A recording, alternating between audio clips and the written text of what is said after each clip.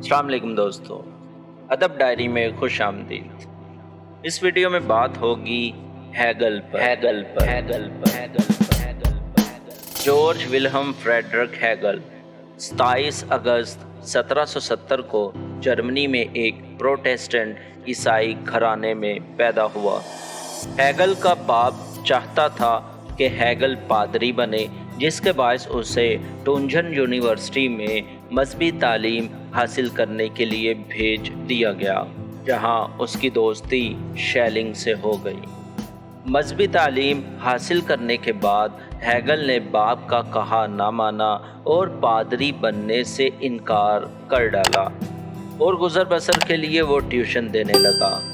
तकरीबन 2 साल बाद हेगल के वालिद का इंतकाल हो गया और विरासत में हेगल को कुछ रकम मिल गई। हेगल ने शेलिंग से राब्ता किया कि वो कोई ऐसा शहर बताए जो पुरसुकून और वहाँ लाइब्रेरी भी हो। शेलिंग ने जीना नामी शहर तजवीज़ किया, जहाँ वो जीना यूनिवर्सिटी में खुद प्रोफेसर था। इस पुरसुकून शहर में हेगल ने अपनी अहम तरीन किताब द फिनोमेनोलॉजी ऑफ स्पिरिट लिखी, जो फ़लसफ़े में एक अहम और मुश्किल किताब समझी जाती है। सन 1806 में जीना शहर फ्रांस के जनरल और हमला आवर नेपोलियन के कब्ज़े में आ गया, जहां से हेगल ने राह फरार इख्तियार की।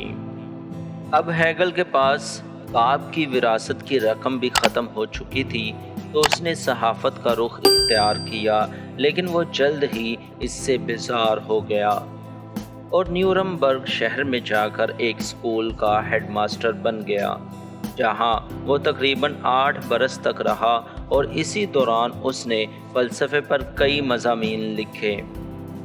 सन 1816 में हेगल हाइडेलबर्ग यूनिवर्सिटी में प्रोफेसर मुकर्रर हुआ। वहाँ उसने अपने फ़लसफ़े को यकजा करके encyclopaedia of the philosophical science in our lives के उन्वान से शाया किया। सन 1818 से अपनी ज़िंदगी के आखिरी हिस्से तक वो बर्लिन यूनिवर्सिटी में फ़लसफ़ा पढ़ाता रहा और 1831 में इस दुनिया से रुखसत हो गया।